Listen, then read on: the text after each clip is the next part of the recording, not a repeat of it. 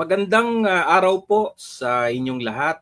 Isang makakalikasang pagbati mula po sa Makakalikasan Nature Party Philippines, sa atin pong Makakalikasan Alliance. Kasama na po ang ating non-government organization, ang Makakalikasan Organization Incorporated, ang atin pong kooperatiba, ang Likas Pangkabuhayan Multipurpose Cooperative, at ang atin pong Emerging National Green Party, Makakalikasan Nature Party Philippines. Si Roy Cabonegro po ito, ang kasalukuyang Pangulo ng Makakalikasan Nature Party Philippines.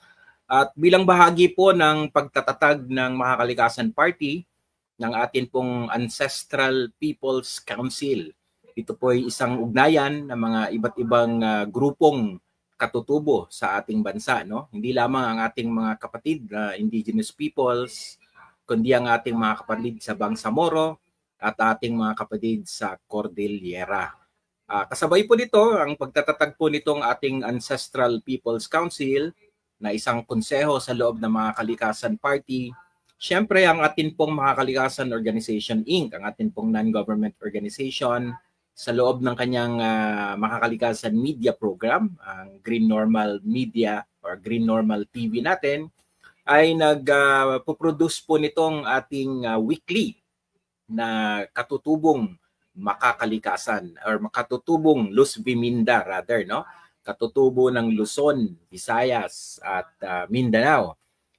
Ito po ang ating programa na gaganapin po natin every week, every Tuesdays from 11 to 11:30 muna. Sisimulan natin ng mga 30 minutes at habang tumatagal po ay humahaba po yung ating mga segment, ay paabuti natin siguro ng 1 oras.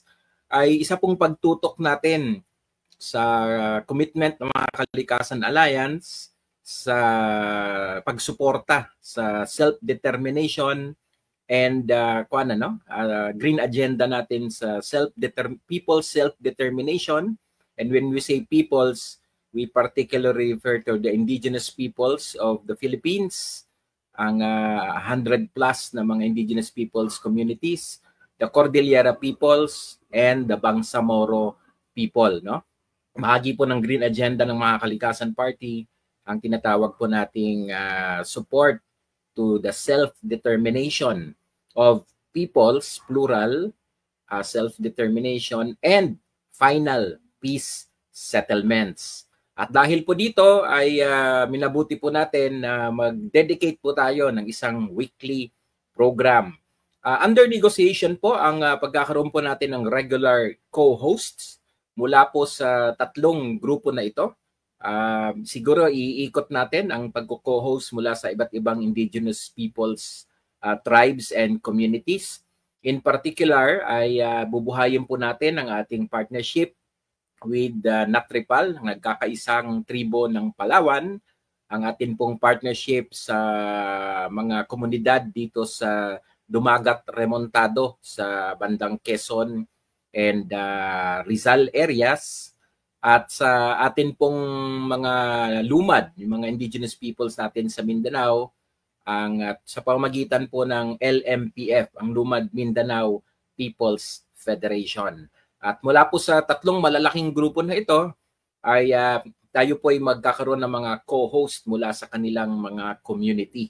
Siyempre, nariyan din po ang partnership natin to be announced ang particular na group mula po sa mga grupo mula sa Bangsamoro, no? Sa Barm region, at siyempre ang atin pong mga kapatid mula sa Cordillera. At magkakaroon din po tayo ng co-host mula sa kanila. At isa po sa mga kakailanganin nating gawin ay unang-una, sa pamamagitan nitong ating 30 minutes na program to 1 hour eventually, ay una ay maipaliwanag ano nga ba ang mga issues, bakit may particularity ang mga issue, and by the way urgency din, ano, mga issue ng ating mga katutubo sa Luzon, Visayas, Mindanao. Pangalawa ay atin din pong tatalakayin ang pagpapakilala, kasi it's important. Mahirap pong magkaroon ng pakialam, no? It's hard to care for something or someone na hindi natin masyadong kilala. Kaya karamihan sa atin, ating mga Pilipino, ay hindi po masyadong kilala ang ating mga katutubong pamayanan. Kaya importante na hindi plural na pangalan yan, katutubo lang, IP lang, kundi yung mga particular na tribes. Ganon din sa Cordillera kasi kinocomprise sila ng iba't ibang mga tribe at community, lalo na po sa Bangsamoro. So yan po yung mga generic terms, pero kailangan po nating maunawaan na they represent different communities as well. So it's important na yung uniqueness na yun ay maipakita natin. So yung pagpapakilala ng bawat tribo, anong kultura nila, ano ang kanilang mga values, anong klaseng mga tao sila, ano ang kanilang mga issue, ano ang kanilang vision sa kanilang community, anong mga pangangailangan nila, at ano ang kanilang vision sa bansa. Dahil lahat naman po sila ay kapwa natin mga Pilipino. Siyempre, ito pong ating programa will be presented to you jointly ng partnership ng tatlong organization sa media. Una po ay ang ating Impact Publishing, no, through Current PH. Pangalawa po ay sa Elizalde Broadcasting, na isang broadcasting unit ng Imelda S. Elizalde Foundation, ng isa pong Green Institute na kapartner natin. At syempre ang in-house na media team ng mga Kalikasan Alliance, ang ating pong Green Normal TV. At ito pong tatlong organisasyon na to ay nagtulong-tulungan upang maipalabas po natin itong ating programa online every Tuesdays from 11 to 11:30 a.m. and eventually 11 to 12 p.m. Siyempre po, there's also this peculiarity na dahil po sa loob ng ating Constitution, ng 1987 Constitution, ay may particular po na mga probiso doon na nagpapangalan talaga sa Bangsamoro, sa Cordillera, at sa sa mga indigenous people. Kung kaya't sinusundan po natin ayon sa pagkaka-formulate sa loob ng ating konstitusyon ang pagpapakilala sa tatlong community na to, dahil sa loob ng ating konstitusyon ay may mithiing maging self-governing or autonomous itong tatlong clusters ng mga communities na ito. So ayan po ang dahilan kung bakit pag sinabi nating katutubong Luz Biminda ay nagkakaroon ng peculiarity sa tatlong grupo, Bangsamoro, Cordillera, at indigenous peoples in general. Bagamat sa katotohanan, kahit naman nung unang panahon, lahat naman po tayo ay talagang katutubo, no? Kasi ang ibig po sabihin ng katutubo, siyang tumubo sa mga komunidad natin, sa mga kalupaan natin, sa mga isla natin. At kung mamarapatin po ninyo, no, kung uugatin pa nga natin sa ideolohiya ng katipunan, yung kataas-taasang kagalang-galagang katipunan ng mga anak ng bayan, ang tinawag nila sa tinatayong gobyerno, tinatag na gobyerno o pamayanan, ay ang Haring Bayang Katagalugan. At ang ibig sabihin ng Tagalog, may nakalagay nga sa kanilang mga dokumento, Kapampangan ka man, Ilocano ka man, ay Tagalog din. Dahil ang kapakahulugan po ng Tagalog ay mga tao sa ilog. Ganon din po ang Ilocano, mga tao sa Look o sa Bay. Kapampangan, mga tao sa Pampang. Maranao, tao sa Ranao, Ranao is lake. Yan po ay lahat pagpapakilala, lahat tayo mga komunidad na umusbong sa ating kanya-kanyang ekosistema dito sa Luz Biminda, sa mga isla ng Luz Biminda.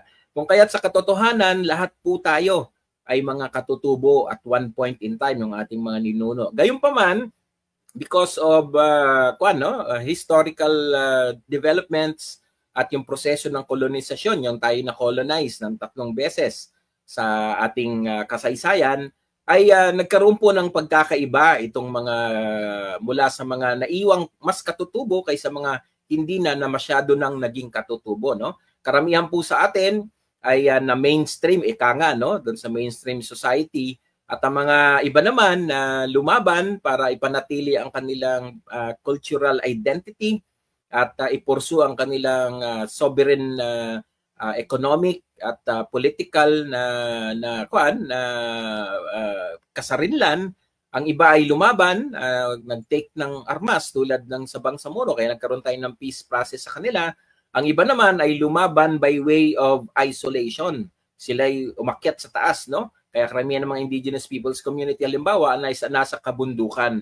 Pero dati po silang, dahil nga lahat po tayo katutubo, dati po yung nakakalat yan sa iba't ibang bahagi ng ating bansa. At dahil tayo mga isla, siyempre, understandable na karamihan dyan ay nasa coastal community noon. Kung kaya pag inugat mo ang mga kultura ng mga indigenous people ngayon, kahit na sila yung nakatira sa taas, ay mayroon bahagi na kanilang kultura na may reference sila ng mga kailugan at hanggang dagat. Dahil dati nga nakalatag tayo lahat dyan sa buong bahagi ng ating Luzon, Visayas, Mindanao na mga isla.